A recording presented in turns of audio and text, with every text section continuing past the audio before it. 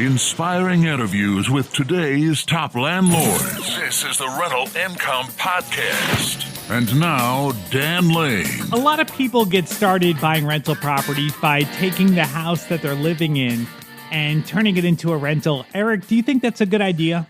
Absolutely. I would recommend buying a property and living in it as an investment. I bought my condo to live in, then I rented it, and then I sold it, and I bought a 4-family with it. Eric was making $300 a month renting out his condo, which is pretty good. But recently he decided to sell the condo.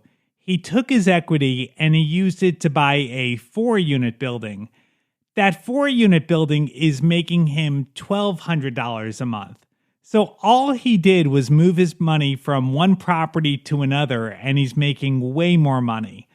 On the show today, we're going to walk through exactly how he did that. We'll go over the numbers and see how everything is working out for him. Joining us on the show today from Worcester, Massachusetts is Eric Girard.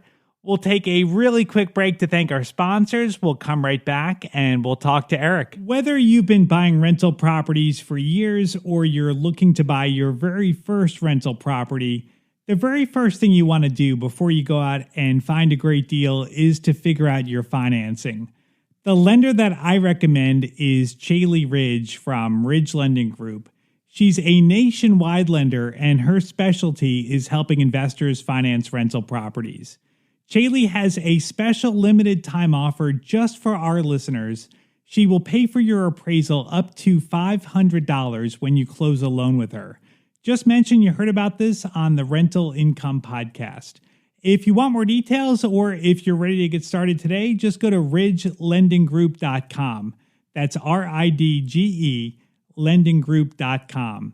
NMLS 42056. A good deal on a rental property isn't going to last very long. To win properties today, you need to move quickly when a deal comes on the market, but it takes time to analyze a property. I want to let you know about an app where you can analyze deals on your phone in seconds. It's called Ask Rick. That's RIC for Rental Income Calculator.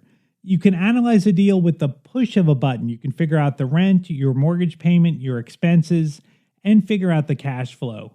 If the numbers make sense, you can make an offer right there on the app, or you can send a calendar invite to your agent to see the property in person. Ask Rick is currently offering a free 7-day trial. Just search for Ask Rick in the App Store or go to Just Ask Rick. That's RIC, justaskrick.com. Eric, before we talk about how you got to where you are, why don't we start with talking about where you are right now? Can you tell us a little bit about your 4-unit building? Yes, Dan. It's a 4-unit building in Worcester. It was built in 1991. Most of the buildings in the area are built in 1891, 1910, so it's really new for the area. It has 4 one-bedrooms and a basement that I'm hoping to make a 5th one-bedroom apartment in there. How is that building so new in a neighborhood with older buildings? Was it just a vacant lot where someone built a new building?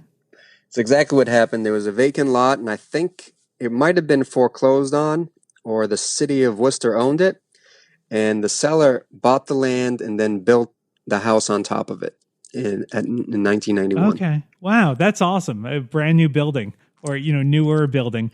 All right, well, let's go back to the beginning. So before you bought that 4-unit building, you had a 1-bedroom condo. Yes, I bought it for both. I bought it to live in it, but I bought it as if it was going to be a rental in the future.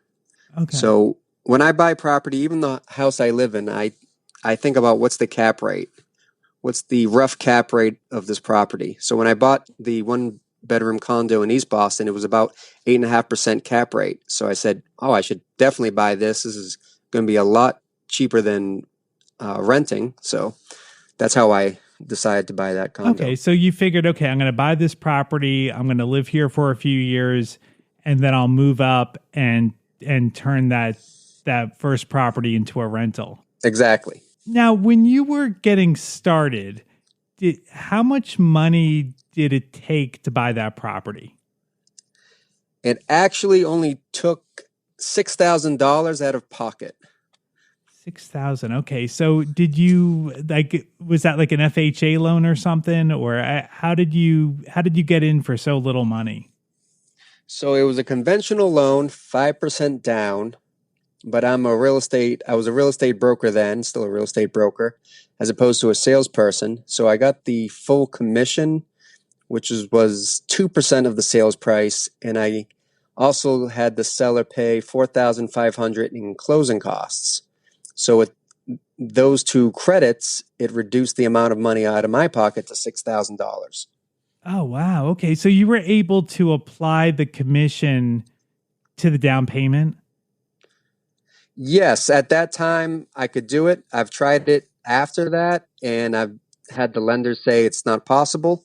So I don't know if there was a rule change, but Yeah. I usually get the commission from the brokerage on the back end, anyways. Okay. So Well, that's pretty cool. To be able to apply it to the down payment. I mean, you're going to get paid one way or the other, but to be able to buy a property and get a 3% discount is pretty awesome. Now, did that property need any work when you bought it, or was it ready to go? right, it didn't need any work. Not only that, it was a gut renovation job. All of the units, a 3-unit condo building in East Boston, and they were all gut renovated. Everything was brand new systems, brand new everything. So I didn't have to do anything. I just bought it and moved in. That's awesome. And then how long did you live there for before you rented it out? I lived there about 3 years, but before I started renting out long term, I did spend 2 months. I rented it as a first Airbnb apartment while I vacationed in Thailand. So then you came back, you decided, okay, it's time. We're going to rent it out. How did it go finding your first renter? I actually had the neighbors, their friend who I've met before, were interested. They say, "Oh, I see you're going to rent your apartment out. Can my friends take a look at it?" And they took a look at it, and they applied like everyone else, and they passed all. They had all the qualifications, so I rented to them. Awesome. Pretty easy. Great. Okay, so they moved in. How long did they stay for? They stayed for almost 4 years. Incredible. Wow. All right, so let's talk some numbers. How much did you pay for that property? I paid $174,000. Okay. And what was your mortgage payment on that? The mortgage payment, taxes, interest, condo fees, total all in was $1,300. Okay. Approximately. And what was the rent? The rent started at $1,600, and when they left, it was $1,650. Okay, so you were making $350 before any repairs, and I guess you had no vacancy, right? Right, never had a vacancy. Right. Okay, so $350. How much of that $350 was actual profit? Like looking back on it, how much did you spend for upkeep or for things that broke over time? So when they were living there, I never spent anything. Nothing needed to be fixed or repaired, except for one time I had to do maintenance for the central air system. That was about $350, something like that. That was probably the only expense I ever paid. That's great. Now, did you budget for repairs? Like, I know this was your first rental. Maybe you didn't know as much as you know now. But were you setting money aside in case things came up? Normally I would, but this was, like I said, a gut renovation. Yeah. So everything was brand new. So I didn't set aside anything. Yeah. And I lived there and I made sure it was all working properly before I let them, move in. So no, I didn't do that. I probably would if I held on to it for another year, but yeah, no. I think that's a good lesson that if you spend the money up front, in your case, I mean, you bought it, it was fully renovated. But if you have a place that has a lot of deferred maintenance, maybe an older place, you're going to have a lot more maintenance and it's going to cut into your profit. Where if you have a place that's fully renovated, whether you bought it that way or whether you did the renovation yourself, I think you're going to be more profitable over time. So that was good that you bought the place fully renovated. Now tell me what happened, because I think this is where things get really interesting. So that property appreciated? Oh yeah. So when I bought it, it was 174,000. The neighbors bought their one bedroom, which was smaller, not as renovated, for 191,000, and then everything exploded from there. I mean, within a year and a half, it was worth 250,000, and then when I sold it this year, I sold it for $374,000. Incredible. When you bought the property, did you have any idea that it was going to appreciate that much? No, I had no idea. I mean, I thought it would go up 10,000, 5,000 a year. That neighborhood has historically gone up and down. But since I bought it, the development in the neighborhood has exploded. New development, gut renovations, like everything just went up, and up. And it's still going up now. So yeah. I bought at the bottom of the market, which I didn't time. And that was a lot of luck, but I also bought it with, as I said, with the cap rate in mind. So I knew it was going to cash flow when I bought it. So even if it didn't go up in value, it still would have. You still would have been making $350 a month, right? What year did you buy that property? 2014. 2014. Okay, so I mean that's it's not like you bought it in 2009, 2010 when things were on sale. I mean, 2014. It didn't feel like, I mean, I remember back then buying properties and everyone was saying I was crazy that the market was going to go down. So 2014 didn't feel like it's a no-brainer to buy real estate right now. But, obviously looking back on it, it was a great time to buy real estate. But, so, all right, so tell me what happened. So did you sell that property and pay the taxes on it, or did you do a 1031 exchange where you can defer the taxes and roll the profits into another property? So I did take some of the profits, well, I have to pay taxes on, but the super majority of the money, I used a 1031 exchange agent to buy the second property. That's awesome. All right. So you had to pay a little bit of taxes on the money you took out. And is that the money that you used to buy your primary house right now? No, that was just some extra money because I sold during the winter this year. So I actually took an equity loan out last year to buy the home I live in. And I used that money for the down payment and to renovate. Plus, I got the commission back. It was about $6,000. So it was another one of those low out-of-pocket purchases. Now, if you went back to 2014, would you have been able to buy the fourplex without having that down payment from that first condo? Prices were much lower then, but I don't think I would have because the rents in 2014 were very low in Worcester compared to Boston. So I probably wouldn't have seen any profit in doing it unless I got a really killer deal. Right. Yeah. And then also, I mean, you had some experience. I mean, you had some experience with one tenant. You saw that this worked. I'm sure you had a little bit more confidence then to be dealing with 4 tenants, right? Yes, absolutely. Yeah. Tell me about the property when you bought it. What was the condition of the fourplex? So it has obviously 4 apartments. 2 are in okay condition. 1 is completely renovated, and 1 is, let's say, half renovated. They didn't do. It was turned over very well, but they didn't buy super new appliances and put in the best flooring. But it was definitely nicer than the other 2 units. How did you find this property? So I actually tried to buy the property 2 doors down. And after the home inspection, the home inspector found at least 20,000 and more of like repairs that were needed, including de-leading much of the building.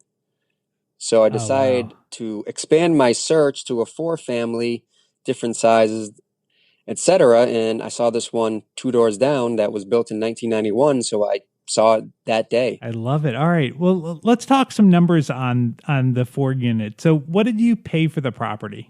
I paid $529,000. Okay. And how much is your mortgage payment on that? The mortgage payment, taxes, and insurance are $2,700. $2,700. Okay. And what is the total rent for the building? $3,900. Wow. Right now. Okay. As long as you don't have any maintenance or vacancy, then you've got about $1,200 a month. Yes. That is incredible. Wow. I mean, what a step up from 350. That's awesome. Now, is there any opportunity, and you just bought this recently, right? Right. Is there any opportunity to raise rent to increase the profitability of this building? Yes, there's one unit needs to go up about $170, and there's another long-term tenant, and then there's a new tenant. So we'll see how they work out. If they're pretty low maintenance, I usually stay with tenants and only do slight rent increases. But I hope within the next 5 years to get at least $1,300 for all of them. All right, so that's $5,200 a month. Wow. And okay, so you've got $5,200 a month, and your mortgage payment's going to stay the same at $2,700 a month. So that is incredible. That's like $2,500 before any expenses and vacancy that you will be making every month. Right.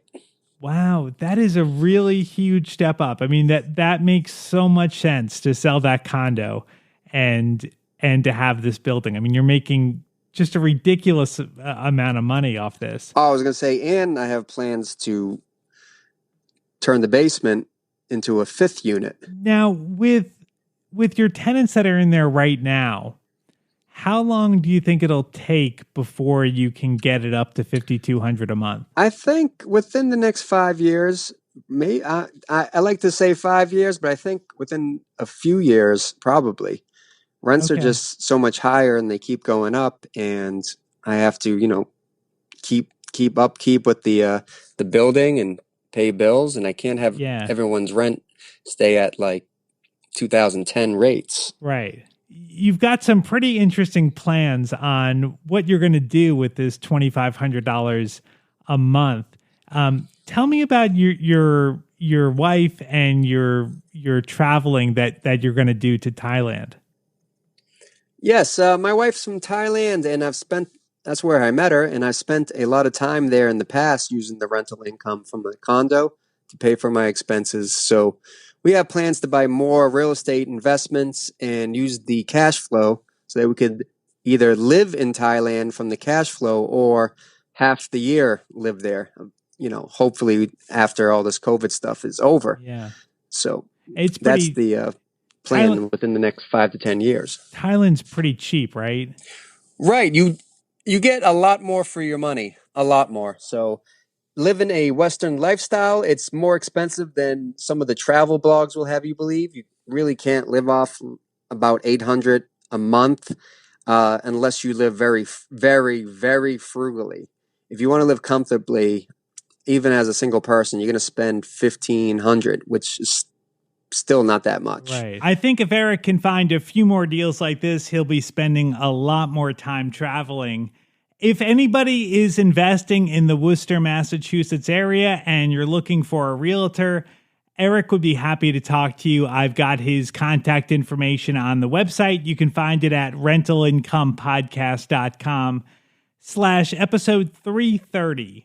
If Eric inspired you and you're ready to buy your first property or you want to add to your portfolio, the lender that I recommend is our sponsor today. It's Chaley Ridge from Ridge Lending Group. Chaley is a nationwide lender, and her specialty is helping investors finance rental properties. She has a ton of different loan programs, and she can find something customized to you in your situation. If you want to find out more, or if you want to set up a time to talk to Chaley, just go to ridgelendinggroup.com. And she has a special offer just for our listeners. If you finance a loan with her, she will pay for your appraisal up to $500. If you want some more details, just talk to Chaley.